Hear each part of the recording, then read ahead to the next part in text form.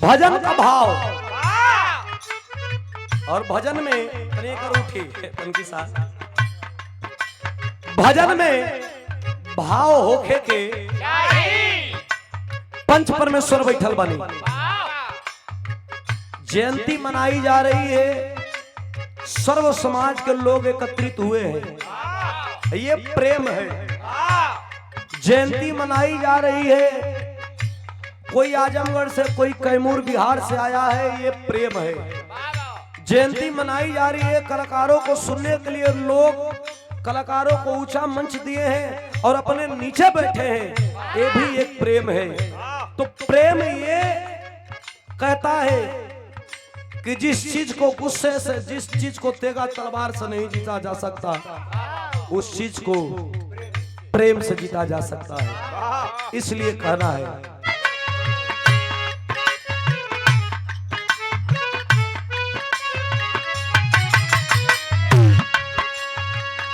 अरे जो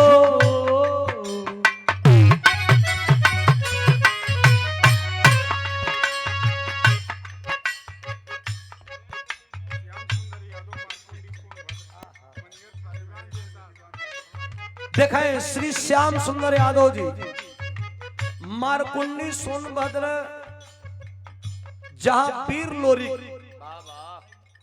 पत्थर आज भी कायम है प्यार के निशानी में। और वर्तमान समय में आप मनियर थाने के दीवान जी, एक बार ताली बजा करके आप लोग सम्मान बढ़ा देंगे। जब भी मैं जाता हूं बड़ा सम्मान मिलता है और लगभग 3 बार से मारकुंडी घाटी पे गोवर्धन पूजा के दिन जाने का सौभाग्य मिलता है। आपके द्वारा, आपके करकमलों द्वारा यह आशीर्वाद 500 रुपया पुरस्कार आया है। मैं आपके श्री चरणों में कोट कोट प्रणाम करता हूं, बहुत बहुत धन्यवाद देता हूं। अरे जो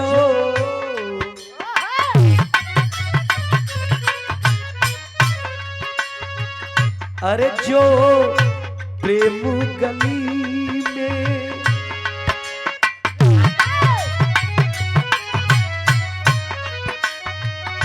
हो, जो प्रेम गली में आया नहीं प्रीतम का ठिकाना, क्या जाने जो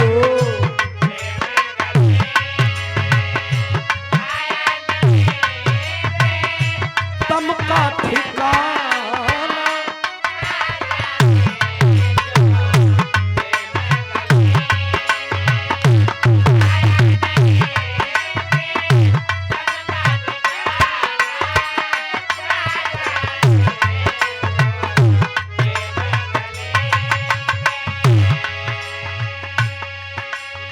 एक कलाकार दूसरे कलाकारों को जो सम्मान करते हैं बहुत अच्छा लगता है। और मैं तो बिरहा का बहुत छोटा कलाकार हूं, मुझे लगता है कि हमसे छोटा कोई नहीं है। तो आप हमारे बड़े भाई भी हैं और आप हमारे गुरु तुल्य भी हैं। मैं आपके श्री चरणों में कोट कोट प्रणाम करता हूं। एक बार ताली बजा करके आप लोग सम्मान करें, मैं भी आपका सम्मान करूं। बहुत बहुत दिल से धन्यवाद। अभिभावक के द्वारा ये सम्मान काबिले तारीफ रहा। चरण चौधरी जी, अरे क्या कहना, जिनके द्वारा ये कार्यक्रम भी नोट कराया गया, मैं आपको भी बहुत बहुत दिल से धन्यवाद देता हूं। बड़ा प्यार, बड़ा आशीर्वाद, बड़ा स्नेह रहता है। मैं आपके श्री चरणों में कोट कोट प्रणाम। प्रधान ये अरौरी की धरती से श्री विश्वजीत पाठक जी के द्वारा शानदार जानदार ये 200 रुपया पुरस्कार आया है। मैं आपके भी श्री चरणों में कोट कोट प्रणाम करता हूं, बहुत बहुत धन्यवाद देता हूं। ए तथागत गौतम बुद्ध जी का करुणा हो और सब भैया के कोट कोट प्रणाम। अरे जो प्रेम गली में आया नहीं प्रीतम का ठिकाना, क्या जाने जो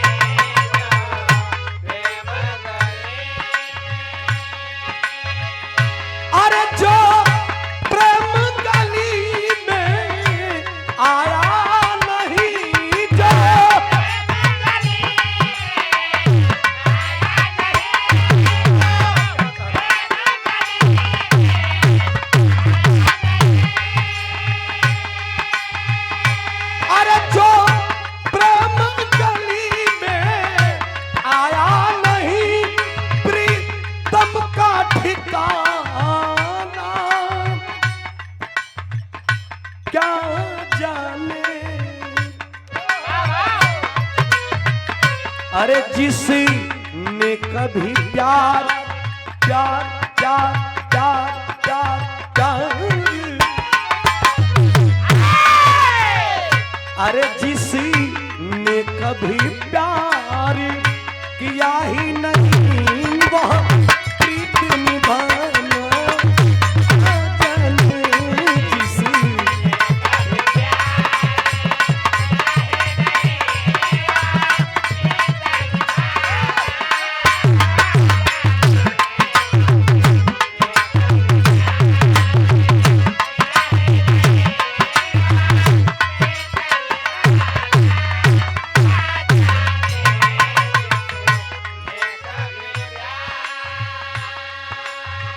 बिरहा के पुरोधा जे बिरहा पहली बेरी सुनत हुई ओके हम बताएं कि बिरहा का पुरोधा और बिरहा में बिरहा गा करके जिन्हें भारत सरकार के द्वारा पद्म श्री का अवार्ड दिया गया, बिरहा में पद्म श्री पाने वाले स्वर्गीय हीरालाल गुरुजी, हीरालाल यादव जी बनारस वाले, वो एक बात कहते थे कि बनले का सार बहनोई हो जगतिया में कोई नहीं, कोई नहीं।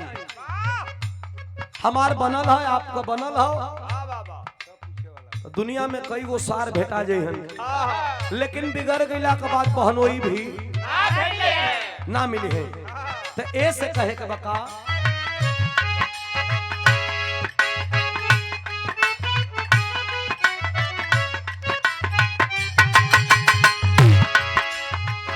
अरे ये दुनिया को रख धंधा है,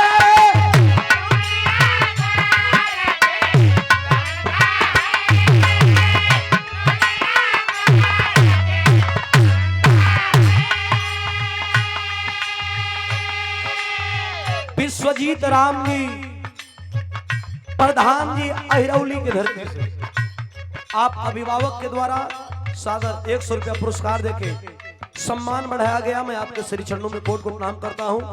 आशीर्वाद की कामना ता जिंदगी है। कैसे अरे यह दुनिया को रख धंधा है,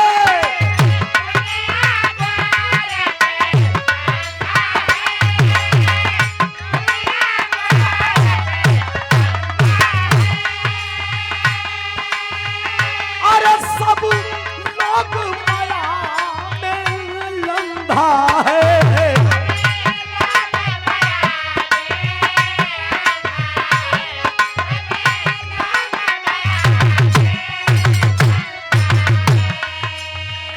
अरे जिस अंधे ने प्रभु को हो, जिस अंधे ने प्रभु को देखा नहीं वह रूप बताना जाने, जिस अंधे ने प्रभु को देखा नहीं वह रूप बताना।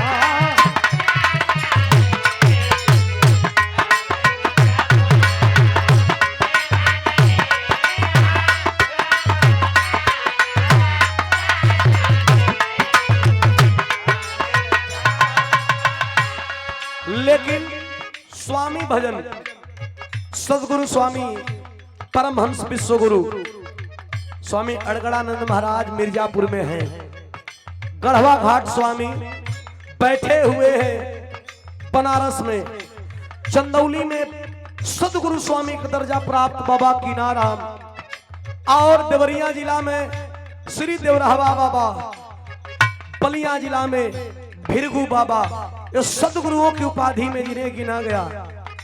क्या कहते हैं करुणा निधान स्वामी,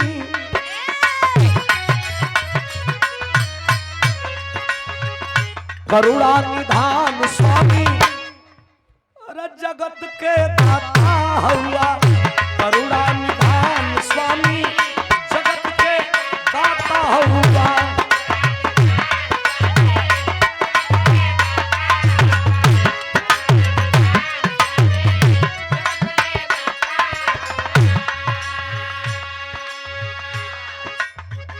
मति के फेर देला विपत्तियों के तार देला,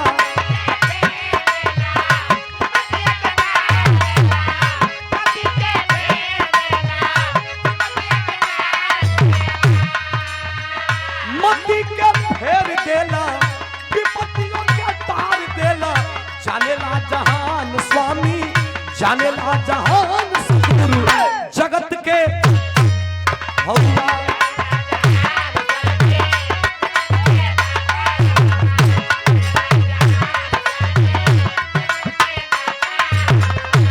एक लाइन, चूंकि राजनीतिक दलों से लोग बैठे हुए हैं तो स्वामी वंदना चल रहा है, तो एक लाइन स्वामी जी का है, क्या? सत से ही सत्ता डोले,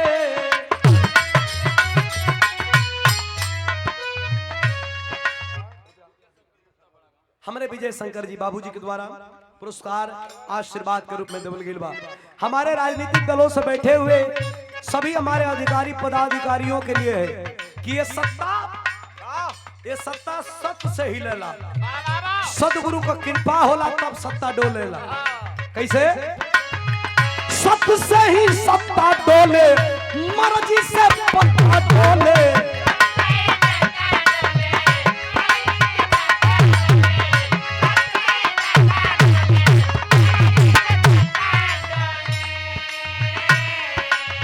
सत से ही सत्ता डोले, मर्जी से पत्ता डोले।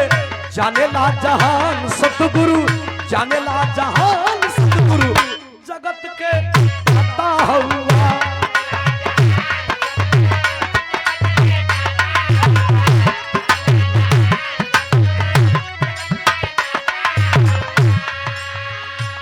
वंदना का मतलब वंदना। हमारे कर्मठ से विशाल मिस्त्री जी के द्वारा आशीर्वाद सादर 20 रुपया, बहुत बहुत प्रणाम, धन्यवाद। वंदना का मतलब बंद जेकर ना व वंदना, ई कबो बंद ना होई। एक दिन करा, 1 घंटा करा, 1 महीना करा, चाहे जीवन भर करा, ई कबो बंदा ना होई। लेकिन खानदान का हमार परिचय बा, हम बिरहा गाइला तो कौने खानदान से, जैसे राजनीतिक दल में पार्टी होले कि के कौने पार्टी से बा, वही तरह बिरहा में भी पार्टी होले, खानदान होले के कौने खानदान से बा, के कौने खानदान से मंत्री बनल बा, के कौने खानदान से मिनिस्टर प्रधानमंत्री, सब लोग के दल पार्टी बा। कई बिरहा में भी अखाड़ा बा। कैसे?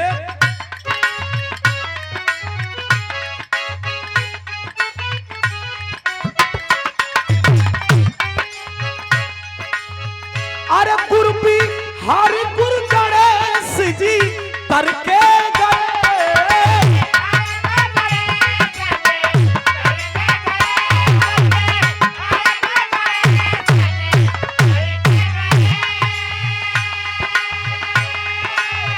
अरे राम हो राम देव चंद्रिका समर के गए।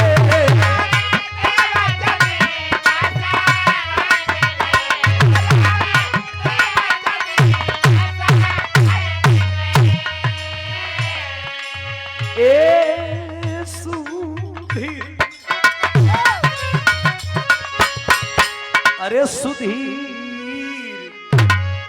विजयी से नेह, ए सुधीर विजयी से नेह, अरे लगाया नहीं, ए सुधीर विजयी से नेह, अरे लगाया नहीं तो